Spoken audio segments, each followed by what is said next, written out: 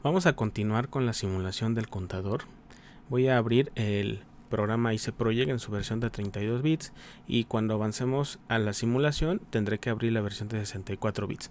Recuerden que hay por ahí un problema de compatibilidad, pero bueno, se puede saltar el problema precisamente abriendo la versión de 64 bits para poder trabajar con el simulador. Entonces voy a iniciar un proyecto, ya saben, vamos a la opción File, New Project, y voy a utilizar un nombre alusivo. Vamos a ponerle contador,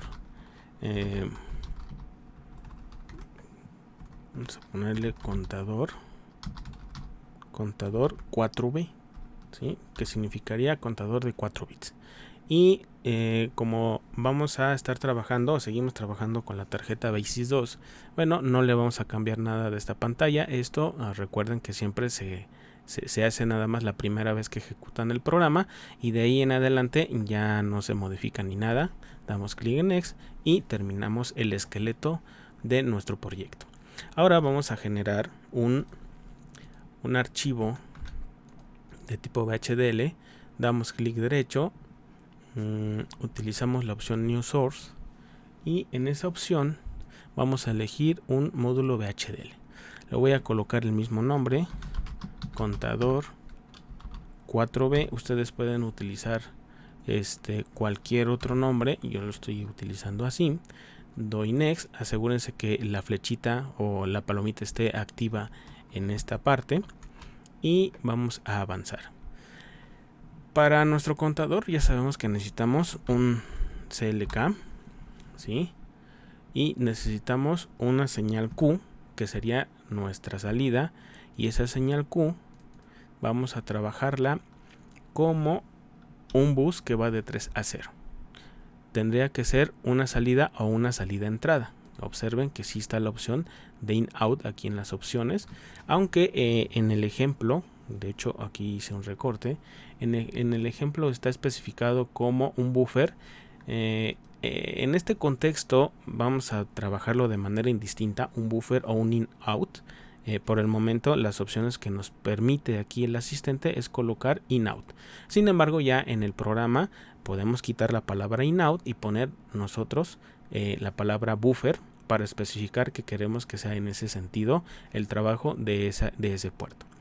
Vamos a darle clic en Next, terminamos con Finished y ya tenemos nuestro esqueleto de programa. En este esqueleto de programa lo que vamos a realizar es quitar por el momento los comentarios, no porque no sirvan, sino porque necesitamos que el programa quede lo más compacto posible para que observemos bien todas las líneas del programa. Voy a escribir el programa que vamos a implementar, ¿sí? Y entonces ya una vez implementado vamos a hacer la síntesis y todos los demás procesos para ver que el programa funciona de acuerdo a lo que tenemos en este ejemplo. Bien, entonces ya transcribí el programa aquí a VHDL. Pueden observar que se agregaron las librerías arith y unsigned, precisamente, que son las que me permiten hacer operaciones aritméticas de las que vamos a hacer para el contador. No le cambié todavía lo del in-out, podemos cambiarlo en este momento, le podemos poner buffer, ¿sí? Y para que quede como está aquí.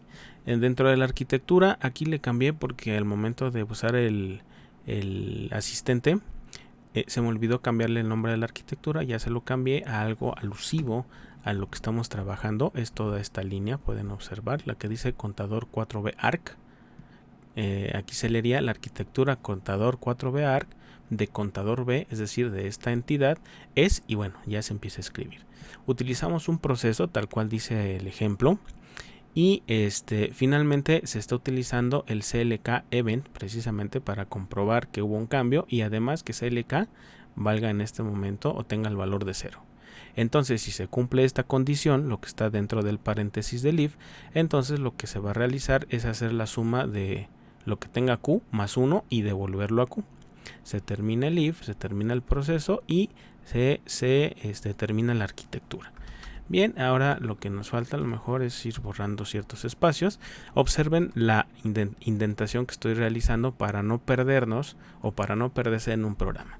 En este programa obviamente es muy pequeño, pero conforme se van haciendo más complejos los diseños que queremos describir con VHDL, obviamente hay más probabilidades de que nos perdamos en alguna terminación de un if o de un proceso o de un inicio. Entonces siempre sugiero que vayan haciendo como una especie de escalerita conforme van abriendo procesos o estructuras if o alguna estructura de programación de las que se hacen en VHDL. Bien, vamos a ver si funciona. Vamos a hacer la síntesis, vamos a dar doble clic. Como no lo guardé, me está preguntando si lo quiero guardar, le voy a decir que sí y vamos a hacer lo correspondiente a la síntesis. Ya apareció la primera palomita. Vamos a ver la implementación del diseño.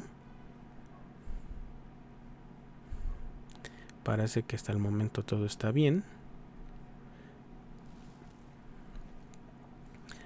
Ya apareció la segunda palomita y finalmente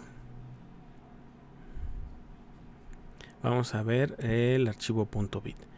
Si observan que de pronto empieza a atorarse o deja de avanzar esta última parte o donde se va viendo todos los procesos que se van generando, entonces lo que hay que hacer es dar clic derecho y darle en stop. Ese es un problema recurrente, yo creo, en este programa. No sé si sea por la compatibilidad con el Windows, pero bueno, se detiene y se vuelve a ejecutar hasta que aparezca la palomita. Observen que ya apareció la palomita verde. Bien, si queremos ver cómo lo implementó, recuerden que podemos acceder aquí a las opciones de síntesis, es decir, todos los procesos que tenemos disponibles para ver cómo se hizo el programa a nivel de hardware.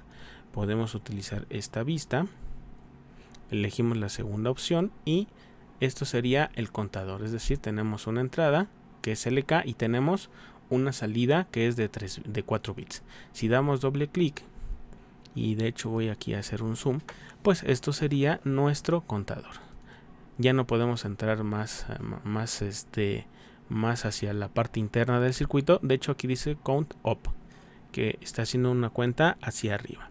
Si elijo esta otra opción para ver qué fue lo que se hizo, porque también se puede ver ya otro formato de vista del mismo contador, voy a hablar doble clic, voy a utilizar este para hacer un zoom y en teoría esto sería lo que se implementó. Observen ustedes que lo que se implementa está basado en flip-flops, ¿sí? Observen todo lo que hizo el sistema por ustedes, es decir, así sería la implementación del sistema que ustedes están describiendo mediante el lenguaje VHDL. Esa es la magia que tiene un lenguaje de programación para describir precisamente el hardware. Y ya no hay algunas otras cosas internamente. Bueno, si vamos dando clic en los LUTs que vamos encontrando, obviamente ya pueden encontrar algún otro tipo de circuitos, las ecuaciones, la tabla de verdad, el mapa de Carnot correspondiente a ese elemento. Y bueno, nada más era para que observaran cómo es por dentro la descripción que ustedes hicieron mediante este programa. Bien, lo que correspondería ahora entonces sería implementarlo en la tarjeta BASIS, ¿sí? En la tarjeta BASIS tendría yo que hacer un archivo .ucf. Sin embargo, en este momento no lo voy a realizar, pero sí tengo que hacer unas precisiones para cuando se realice esta implementación del archivo UCF. Para poder implementar el archivo UCF tendríamos que observar la tarjeta que estemos trabajando. Depende de la tarjeta, es el tipo de osciladores que tiene disponibles. Es decir, aquí estamos utilizando una señal CLK. Le estamos poniendo así meramente para identificar que en ese puerto vamos a pues ingresar un pulso cuadrado. Pero ¿de dónde proviene el pulso cuadrado? Aquí no estamos implementando nada al respecto. ¿Por qué? Porque resulta que ese pulso de reloj o el pulso cuadrado proviene de la tarjeta o de algún elemento externo al FPGA que precisamente sirve para estos fines, para generar el reloj para sistemas secuenciales. Si nos vamos a lo que vimos en clases anteriores, ya sabemos que la tarjeta BASIS tiene todo un esquema de switches, displays, LEDs y botones, precisamente para poder trabajar nuestros programas, pero en ningún momento podemos observar una señal de reloj. Sin embargo, si vemos la tarjeta, quiero que observen particularmente esta parte que está aquí, que voy a señalar en este momento con el cursor. Que observen que en esta parte dice MCLK y en la parte inferior dice RCCLK. Entonces, estas dos salidas, de hecho aquí dice B8 y la de abajo dice C8, no son más que relojes o circuitos de reloj que ya están implementados dentro de la tarjeta. Entonces, ¿a dónde se conectaría la señal CLK que vamos a utilizar en nuestro diseño para poder sincronizar los eventos de nuestro sistema secuencial? Pues obviamente en cualquiera de estos dos en cualquiera de estos dos pines o salidas o direcciones, como le quieran llamar, ya sea en la B8 o en la C8. Pero ¿cuál es la diferencia? La diferencia radica en que el que dice MCLK, que sería el reloj maestro, tiene la capacidad de poder trabajar a 50 MHz, a 25 MHz o a 100 MHz. Esto, ¿cómo se configura? Bueno, por default viene conectado a 50 MHz, pero si aquí se conecta una tira de 3 pines y después se utiliza un jumper, se podría bajar la frecuencia de reloj a 25 MHz o a 100 MHz. Insisto, esto es un reloj externo para uso del FPGA. No que el FPGA necesite de un reloj, no, sino que para los diseños que son de tipo secuencial es necesario una fuente de reloj o una fuente de un pulso cuadrado. ¿Cuál es el conflicto de trabajar a estas velocidades? Pues obviamente que cualquier programa que probemos a esa velocidad, aunque sea la más baja, en este caso de 25 MHz, pues obviamente pues no podríamos ver nada, porque pues el ojo humano no puede ver esas frecuencias trabajando. Entonces, en vez de eso, hay un segundo reloj o un reloj auxiliar que es RCCLK, que no es más que un arreglo de una compuerta de tipo inversora junto con un arreglo RC para poder generar un pulso de aproximadamente 1 Hz.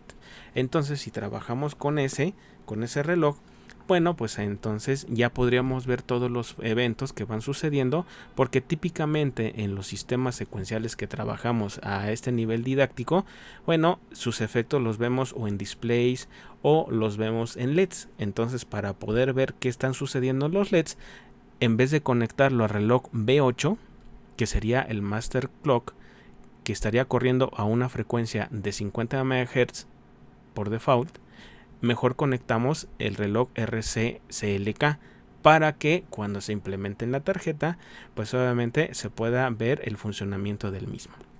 Bien, y ya cuando lo queramos ver en funcionamiento, podemos utilizar los LEDs del LED0 al LED3. Ya tenemos aquí las direcciones que dice M5, M11, P7 y P6. O podríamos utilizar cualquiera de ellos siempre y cuando el bit menos significativo siempre esté a la derecha y el bit más significativo siempre esté a la izquierda. Entonces, con esto pues ya podemos generar nuestro archivo UCF. Vamos a generarlo, de hecho, nada más para que vean que sí funciona. Vamos a utilizar ahora, recuerden, clic derecho sobre el archivo HDL, agregamos una nueva fuente y ahora utilizamos un archivo constraint. Este archivo constraint le voy a poner un nombre, le voy a poner contador 4B, y recuerden que yo tengo la maña de agregarle la palabra pinout, ¿sí? Damos next y simplemente damos finish. Bueno, aquí entonces ya tendremos que escribir los los enrutamientos correspondientes, porque recuerden que por default la señal de reloj lo conecta, o cualquier señal que nosotros implementemos en el diseño, IC Project lo conecta a donde más considere conveniente, ¿sí? Entonces, de hecho, eso lo podríamos ver aquí en el resumen del diseño. Hay precisamente un reporte de pinout y podríamos buscar aquí dentro de los nombres del sistema a donde lo conectó, y de hecho particularmente creo que está bien conectado. El CLK lo conectó al C8 y habíamos mencionado que el C8 precisamente es el reloj RC CLK, solo que lo vamos a mencionar de manera explícita, pero los LEDs o las salidas de nuestro sistema los enrutó o direccionó a otros lados. Por ejemplo, está en un A10, el Q2, pero el A10, si nos vamos a nuestra tarjeta, no corresponde a ninguno de los LEDs. Entonces tendremos que buscar dónde está el A10. Pondremos que buscar por acá si hay alguna dirección que diga A10. Obviamente, al parecer no hay ninguna, y hay que decirle de forma explícita mediante el UCF a dónde queremos conectarlo. Entonces vamos a hacer lo correspondiente. Ya me voy a ir aquí al donde estábamos editando y lo voy a escribir. Bien, ya hice la escritura o el enrutamiento de nuestras señales que tenemos. Tenemos la ruta o la línea o la señal CLK, que lo vamos a colocar en el pin C8, y obviamente como Q es un vector, tenemos que hacer referencia a cada bit de ese vector. Empezaríamos con el Q0 hasta el Q3 y cada uno de ellos lo estamos conectando al M5, M11, P7 y P6 respectivamente. Podemos ver que lo conectamos al M5, que está aquí, M11, P7 y P6, y el reloj se está conectando al pin C8. ¿Qué pasaría si lo conectamos al B8, que sería este? Bueno, pues veríamos simplemente que los LEDs están encendidos de forma tenue, porque obviamente la velocidad con la que están encendiendo y apagando es tan rápida que nuestros ojos lo percibirían como que están encendidos, pero así en bajito. Entonces, hasta ahí yo creo que tendríamos que volver a hacer el proceso de síntesis, implementación y generación del archivo .bit. Con esto normalmente vuelvo a hacer yo la ejecución de la síntesis. Digo, si ustedes quieren dejar la palomita y no hacer nada y empezar de la implementación, también no hay ningún problema. Vamos a empezar con la implementación, a ver si no hay algún conflicto. Parece que no hay nada, todo va funcionando en orden y ya está en verde. La palomita verde, damos doble clic en la generación del archivo de programa y listo. Bien, ahora ya tenemos pues prácticamente todo listo para pasar a la parte de la simulación, y de hecho esto ya lo podríamos descargar a la tarjeta con el programa Adept, que es de Digilent. Recuerden que es para bajar el programa .bit hacia la tarjeta Basis, que estamos utilizando la Basis 2, y esto funcionaría yo creo que a la perfección. Entonces ahora vamos a proceder a la parte de la simulación y veremos qué conflictos nos va a generar la simulación, porque hasta el momento no hemos trabajado con pulsos de reloj que sincronicen eventos en el simulador. Entonces vamos a hacer la simulación correspondiente.